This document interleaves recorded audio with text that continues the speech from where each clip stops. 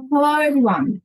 I'm Coral Gartner, and I'm the Director of the Tobacco Endgame Centre of Research Excellence, and I would like to welcome you to today's webinar. Before we begin, I'd like to pay my respects to the traditional custodians of the unceded lands on which we are meeting. Wherever you are joining us from, we also acknowledge those traditional custodians. I pay my respects to their ancestors and descendants who continue cultural and spiritual connection to country. Today, it's my pleasure to introduce Dr. Heewon Kang as our presenter. Dr. Kang is a Research Assistant Professor at the Institute of Health and Environment, Seoul National University, and she's also currently a Visiting Research Fellow at the School of Public Health at the University of Queensland.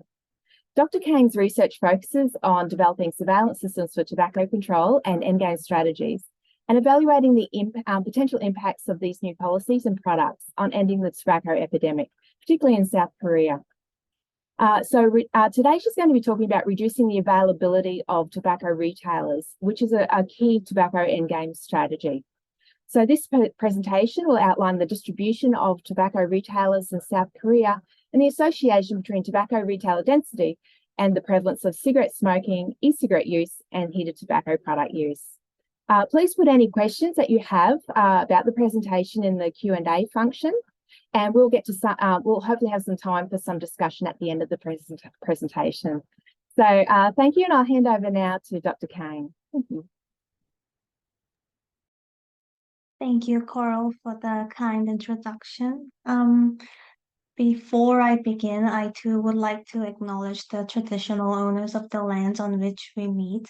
I recognize their valuable contributions to the Australian society as well as the global society. So today I am going to start with very briefly introducing some of the retail-based interventions. But the main focus of today's talk would be the retailing environment in Korea, where such evidence has been extremely limited.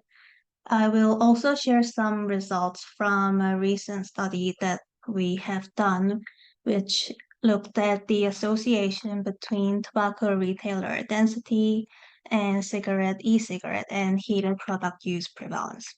The focus of this study was to also see if there were any different associations between the regions. So the impact of reducing tobacco retail availability is very well established. Studies, including some systematic reviews, have reported that retailer density is associated with both adult and adolescent smoking. And reduction in tobacco use can result in, estimated at 2.5% reduction in tobacco use can be resulted from reducing tobacco retailer density. Restricting retailers to substantially reduce availability has been suggested as having the potential to phase out smoking, which makes it one option as an endgame policy. So these are some of the key retail interventions. One of them would be tobacco retailer licensing, which would generally require a prior approval, adherence to the standards, and some annual licensing fees. Buffers can be also set around youth-oriented facilities or between the retailers. Limits on number can be placed based on the total number per population or per land area. Limits on the types of the retailers can be also imposed. So the United States and Canada have been putting some efforts to ban the sales of tobacco from pharmacies. Netherlands is trying to ban tobacco sales from convenience stores and supermarket, etc. So New Zealand sets a good example of reducing the retail availability of tobacco. So within their smoke-free goal, they aim to set a maximum number of tobacco retailers at 600, which is a 90% reduction from 6,000. In their regime, they considered whether each area is urban or a rural area to allocate the number of retailers in each area. But two questions remain about these efforts. One, well, it's obviously reducing the retail density at a great level, but how would these impact the smoking prevalence in each area? And also, will reducing these availability yield consistent results across all regions? Well, tobacco retailer density is a geographical construct. So in their each respective areas, they supply tobacco or nicotine products to the users and the potential users. Also, retailers are known to be disproportionately distributed across regions. They are normally densely populated in low socioeconomic status areas. So if it's implemented effectively, it can also help meet equity-related goals in tobacco control. They also serve as key promotions channels for advertising tobacco, especially in places like Korea where the point of sales ban has not been implemented. So on the right side, this is a result from a few years ago, which did some eye tracking among adolescents in Korea who visited convenience stores. And the red colored areas are where they stared at the most, followed by the yellow and the green areas. And you can see that except for the face of the staff, these adolescents looked at tobacco advertising in all sorts of places near the counter. And on the right side, this is just an example of how tobacco is advertised in convenience stores in Korea. Also, the fact that tobacco retailer density varies so much across regions highlights that spatial methods are required to develop and evaluate retailer regulations. These are some examples from regions including California, New York, New Zealand, and you can see that the density of retailers varies greatly across the regions. So, not considering the geographical difference in tobacco retailer distribution may result in regional concentration of tobacco retailers, but also to the reduced effectiveness of retailer reductions. This is because the effect of retailer reductions may be less in some places than other places. So South Korea is a good example for assessing the variations in retailer density and tobacco use because its smoking prevalence is so high, and but because also there are substantial non-cigarette product use, which includes heated products and e-cigarettes. Also, there is a list of registered tobacco retailers which are publicly available and updated monthly. We also have community-based health statistics, which is produced yearly, and it represents residents at the second level administrative division called the 시군구. It examines cigarettes and NHTP along with some of the health-related behaviors and outcomes.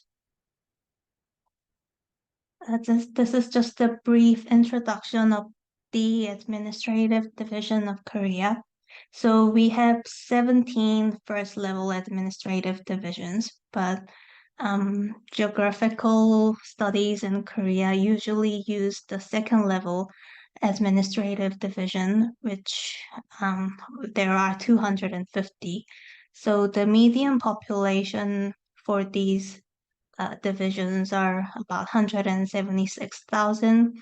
And in terms of size, it's similar to the local council in Australia or counties in the United States.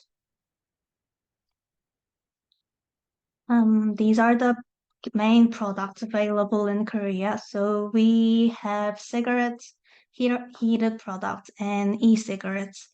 There are some people who use other products, like cigars, but we are assuming that the use would be very, very low.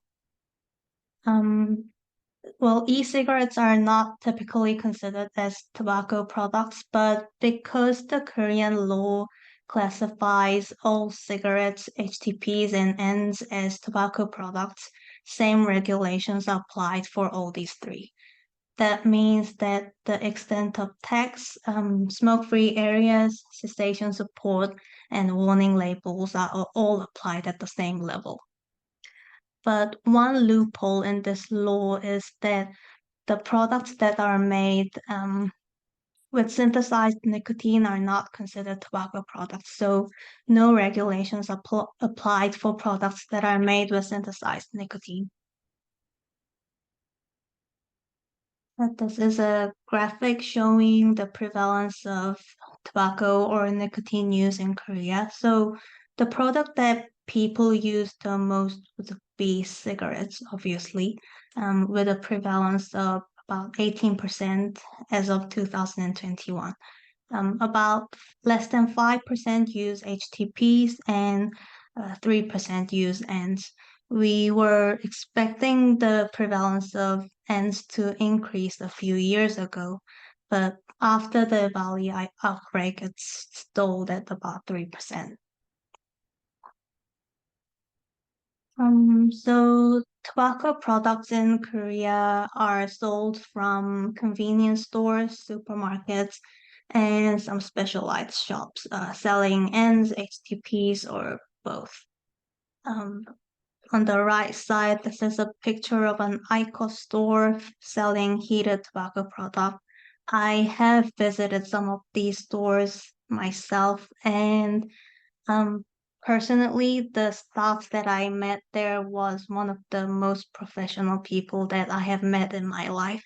And these people serve customers just like a typical Apple store. So at these each table, a staff would come up to a customer and explain about the products, including their product features, how to use these products, and the price.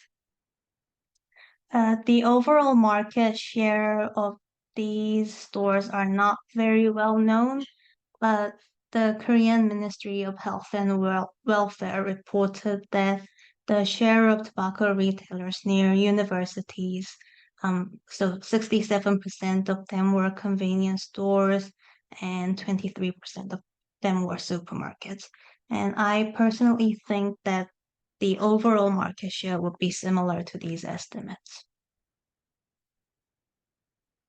The revenue proportions from selling tobacco is quite high.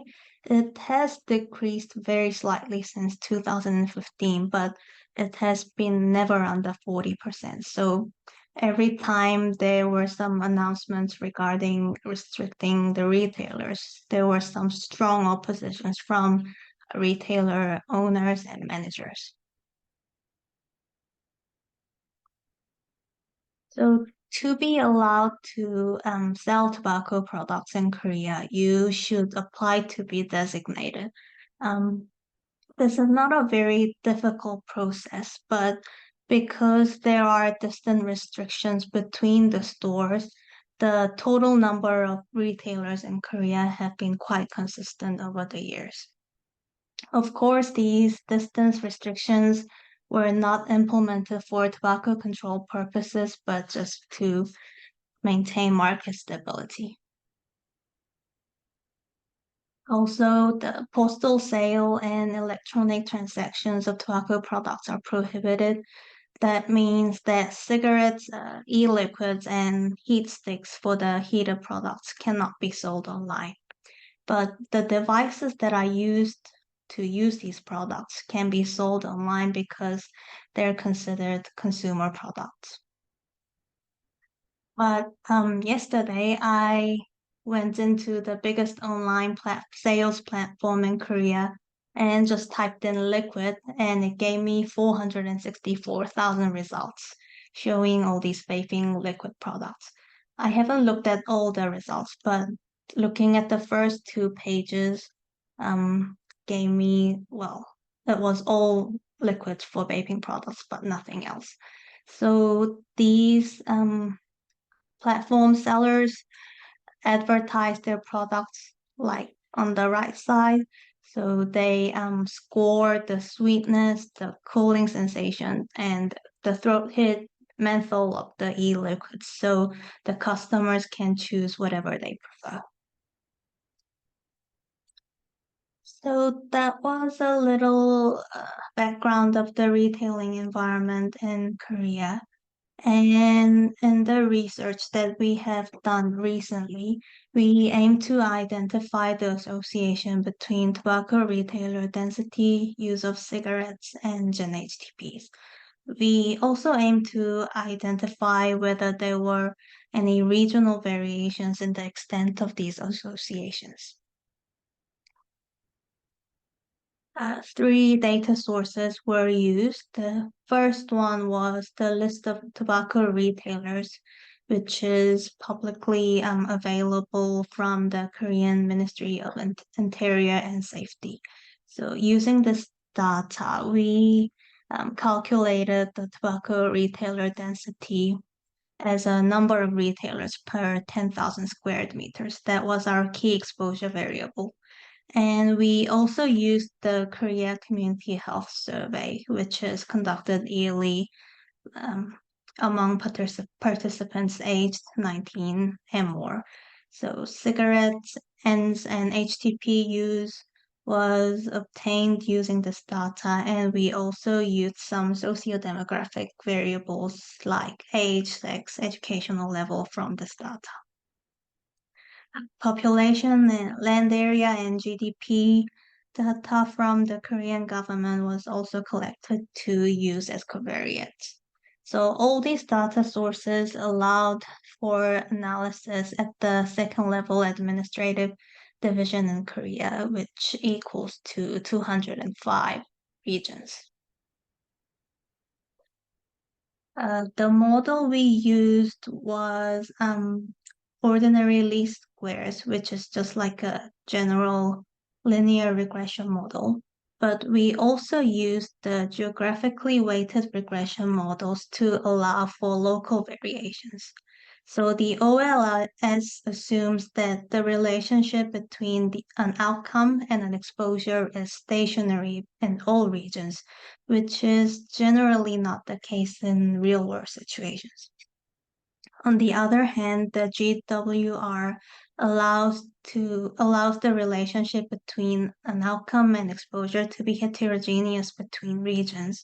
So these two are the models that we used.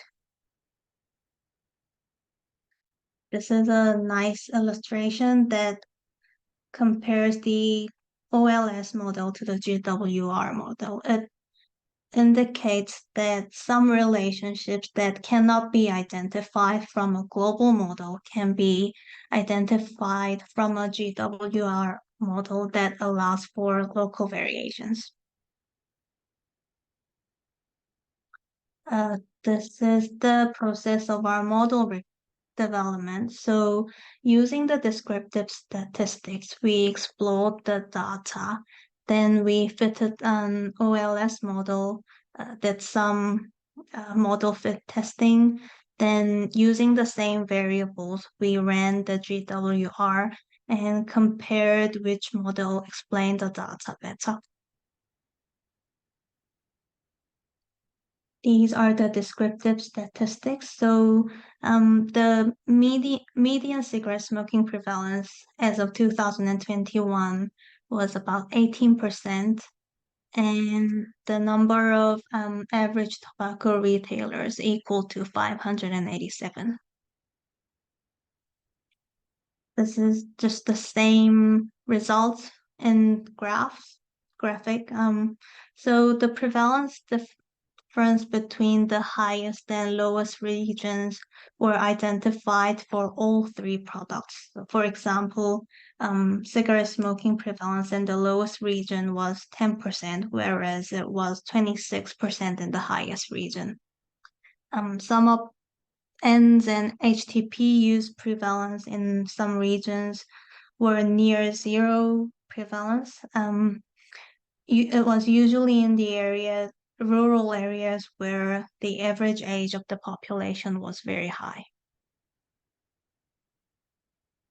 This is another geographical map showing tobacco retailer density in Korea based on different measures. So the number of tobacco retailers ranged from 85 to 2002, which indicates a 20-fold difference.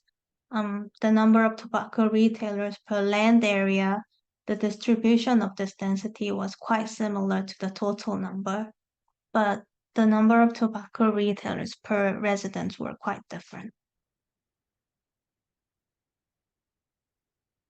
So these are our main results.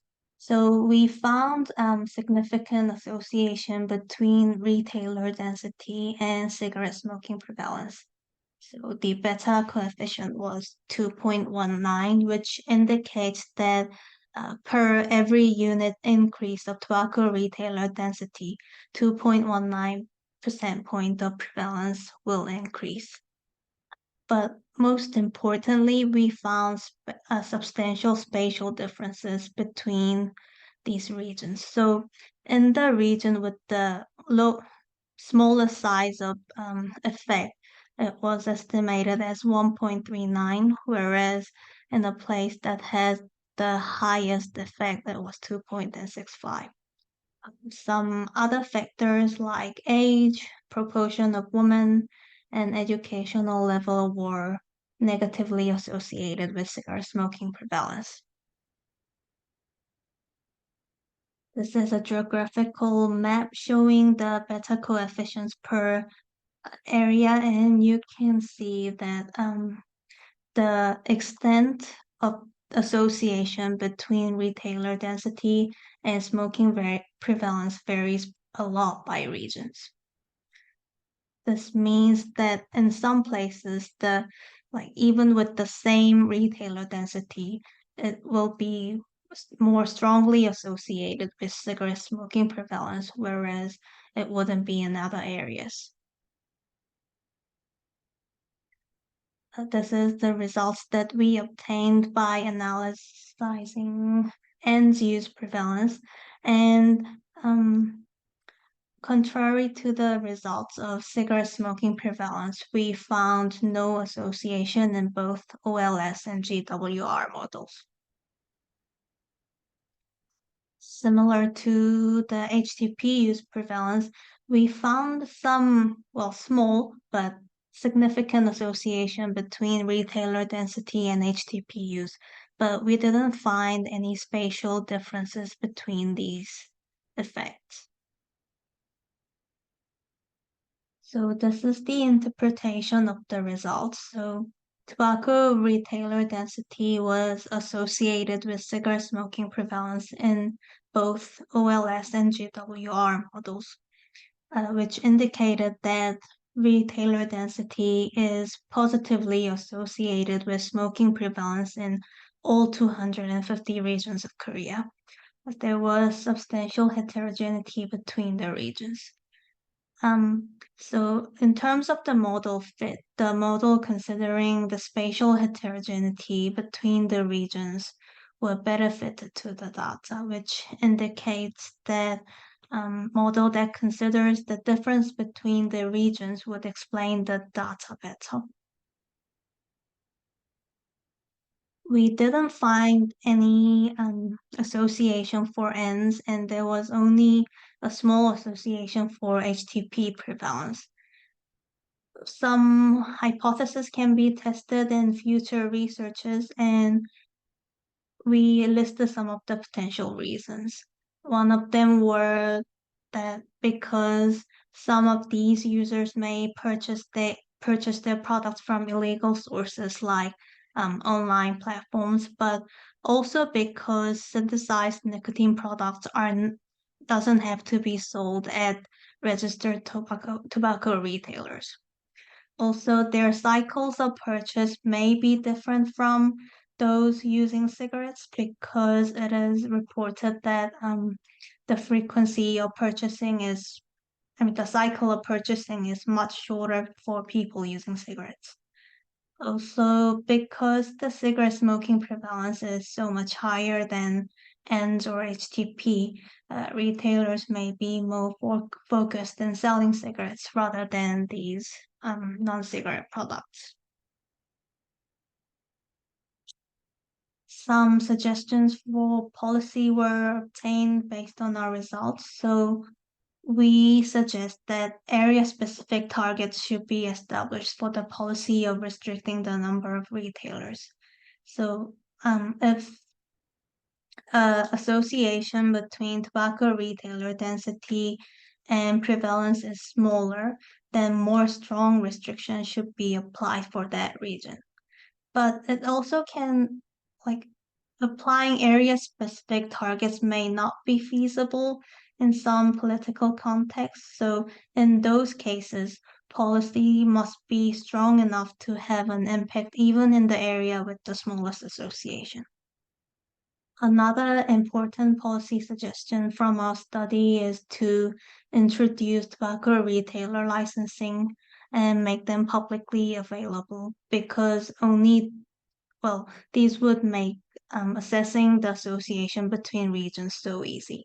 It can also facilitate communications between retailers and the government, but also help develop strategies for limiting the types of retailers, creating buffers, and also limiting specific type of products from a retailer. So these products should include information like the business name, address, the initial and most recent dates of approval, contact details, store type, and also the type of tobacco or nicotine product sold. For research suggestions, we suggest that future research should use some different measures of retailer density. We used number per area, but other measures such as total number of persons, and proximity can be used. Also, we suggest to assess the relationship between retailer density and prevalence among other population groups, such as adolescents.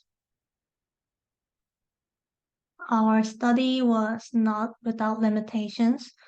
Because we had a cross-sectional design, causality couldn't be inferred from the results. And also because we assessed nicotine use based on the overall tobacco retailer density rather than the density that sells each corresponding product, it would be limited. Also, we didn't capture the retailers operating without registration, and missing information has been reported in a negative licensing scheme, which Korea is implementing at the moment. So this study has been accepted in tobacco control just 2 weeks ago. And one important part of the research that I would like to highlight is that we summarized and provided all information regarding retailer density as of 2022, which we hope to facilitate some research regarding tobacco retailers in Korea. That is the end of my presentation, and thank you. Thank you very much for such an interesting study that you've presented today, Heewon. That was great. So we don't have any questions yet in the Q&A. So if you do have any questions, just type them in there and then I'll put them to Heewon. But I've got a couple of questions, if that's okay to put to you. So the system with the retailer control, it looks like you have to be designated as a retailer, but like if there's no fee attached to that, is there? Is it just like No. your details of where you're located and things like that? Yeah, so the most important process of being designated would be, I would say, just submitting the forms. There are some restrictions such as, well, you cannot be a minor and those just general restrictions, but there are no fees applied and it's just a one-off registration. So so it's only once off, so that might change, like if you move your business and so on, people might not update that. It's not like annual, so there might also be some errors, just general errors in the coding of where people are locating their business and so on. Yes, of course. So, well, 90% of the time that we spent on this research was just cleaning the data on the databases because the addresses were all wrong or just mixed or the dates were not right. So, yeah, it's not very correct, but at least it's more than nothing. Oh, absolutely. And so I've got a question from Chanel. So has the Korean government discussed any intention to implement plain packaging or point of sale restrictions? Um, yes, partly. There have been some discussions regarding plain packaging led by the Korean Health Promotion Institute, but that has just not happened. And regarding point of sales restrictions, some of the very recent policy change would be they wouldn't allow tobacco advertisements to be visible from outside the store. So these stores are just, like attaching non-transparent stickers to their walls. But that has also brought up some safety issues for the staffs working there at night. So there are still some debates going on. Mhm. And so one of the issues, or possible issues with the retail reduction policy in Aotearoa, New Zealand, is if online sales are still permitted. So do you think that online sales might be a weakness in this policy, or do you think that just removing the physical stores or reducing the number is still going to be beneficial? I think it would be, well, at least in the Korean context, I think it would be less problematic for cigarettes. But if, if the Korean government decides to also consider other products in their end game goal, I am, I, I think that selling e-cigarettes online could be problematic in Korea. Mm. So, do you have any data on what the proportion of online sales versus bricks and mortar for the different products are in Korea? Nothing, because online sales are illegal. There is no data on the proportions. The government just would like to believe that it's zero, but some of the researchers have done some data collecting using the online sales platform, and among the about, let's say, 100 cases that they have found that has not adhered to the regulations, about 10% were online sales. So, there might be some data. Is there in that? Does the ITC Korean survey measure where people purchase their products? Yes. Yeah, whether that might be of interest to look into if that hasn't already been analyzed yet, as to whether, the online site, it looks like the online sales are a major distribution point for e-cigarettes. So yeah, so I guess that same with the HTP. So you showed, the images of the nice stores in for ICOS and so on. Are they also selling online, or are they really like these boutique stores are their main distribution? So, because these companies that sell heated products like KT&G, Philip Morris Korea, and the BAT Korea are big corporations, they are not selling their sticks online because it's illegal and it would impose some big legal challenges to them. But selling the devices online is legal because they're just considered as consumer products. So if you go on an online website for, say, IQOS, Glow, or Lil, you can purchase the device but not the sticks. Ah, okay. And I guess that's the same policy then also with just regular combustible cigarettes, right? That there's no online sales permitted? No, not permitted. Mm. Okay. And what's your next step from here with this study? Are you planning further analyses? Like you had some future research or that you discussed and so on, but what's the first next step? I was hoping to analyze further on the revenue proportions among the stores that sell tobacco products just to emphasize that at least they have been decreasing at some point. And we have explored some options, but purchasing those point of sales data was very, very expensive. So that's what's barring us from doing the research at the moment.